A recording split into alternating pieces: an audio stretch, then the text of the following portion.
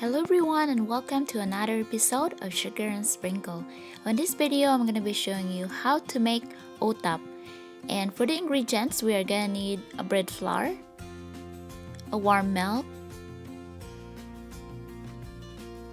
granulated sugar, lard, salt, instant yeast, vegetable oil to brush our dough, egg yolks, and melted butter. So first thing is we are gonna activate our yeast. So take a tablespoon of granulated sugar and sprinkle that to the warm milk and give it a whisk. Then add in the instant yeast and whisk it again and set it aside until the mixture gets foamy.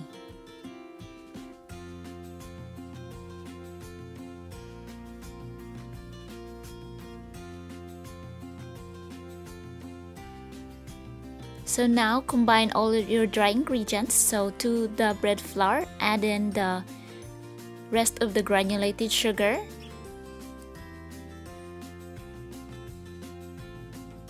and then the salt.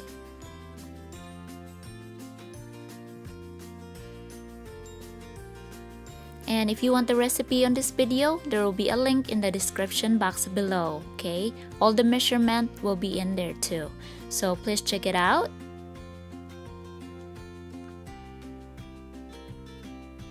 And this is what my mixture of milk and yeast. So to knead my dough, as always, I am using my bread machine. You can always knead your dough by hand if you don't have a bread machine. So into the bread machine bucket, I add in my yeast and milk mixture, and then I follow the melted butter. Now I'm adding my bread flour mixture,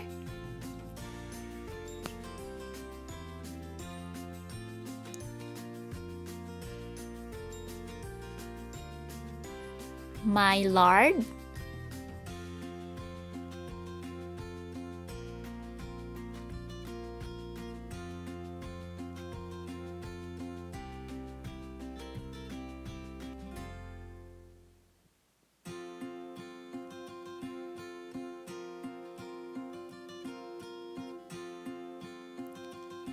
and the egg yolks.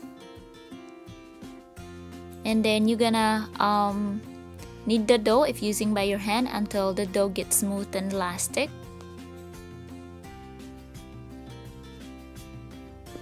So my bread machine has finished kneading my dough. So I'm preparing the large bowl where I'm gonna put my dough. As you can see, this is what the dough looks like. Your dough has to be very smooth and elastic. So I transferred my dough into the bowl that I greased with vegetable oil. Make sure the dough is coated with vegetable oil.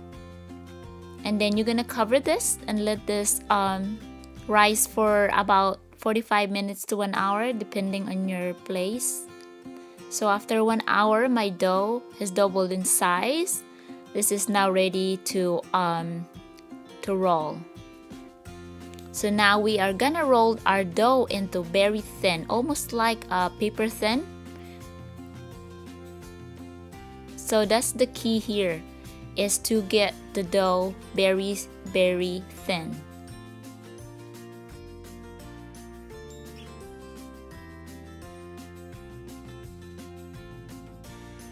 So using my rolling pin, I'm just rolling out my dough into very thin.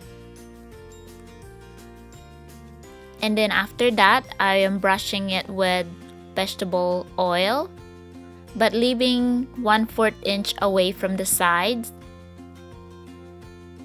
because that's where we're gonna seal our dough. So we want to make sure that the sides of the dough is dry.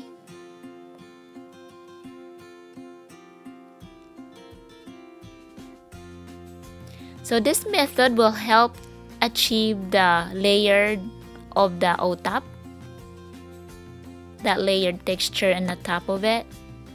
That's why we are doing this process. So once you oiled all your dough, just trim the sides just to make it even. And once you've done that, now start rolling your dough into a log.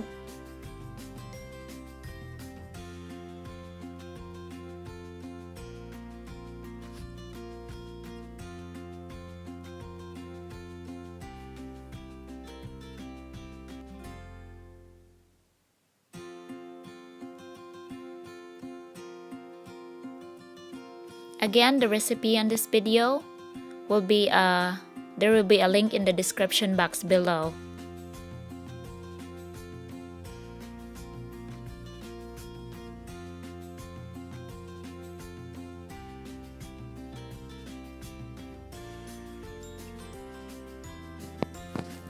Just sealing my my dough here. Now if you find some oil coming out from your dough, just wipe it with paper towel.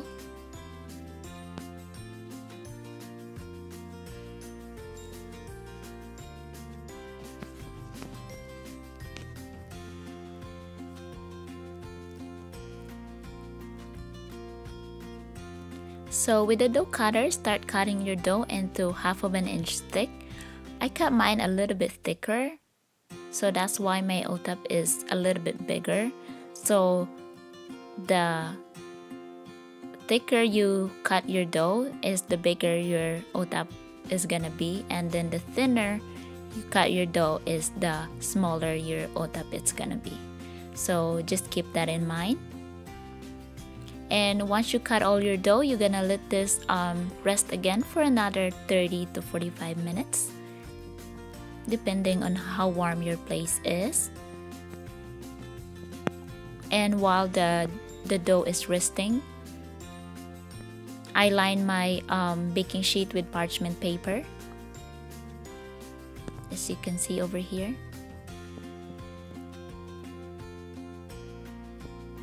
So now start rolling out your cut dough into an oval shape. Carefully, not to rip the dough, because you're gonna roll this out very thin. And then you're gonna let this rest again for another 10 to 15 minutes before baking.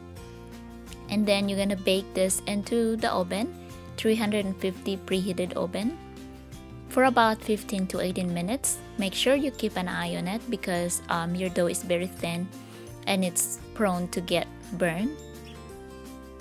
But before baking, give it another roll or run with the rolling pin.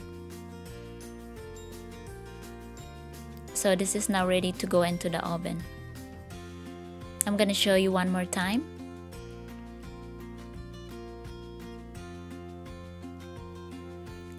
The taste of this Otap is not bad, but it might not look the same as the one that you can buy in the supermarkets in the Philippines.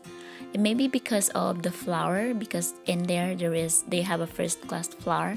I use bread flour as closest as to the first class flour, so that might be the problem.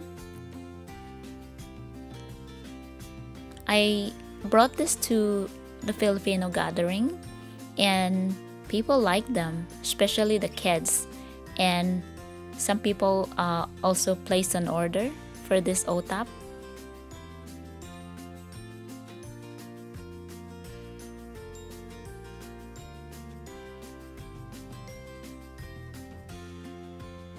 So always run the rolling pin before putting the Otap into the oven.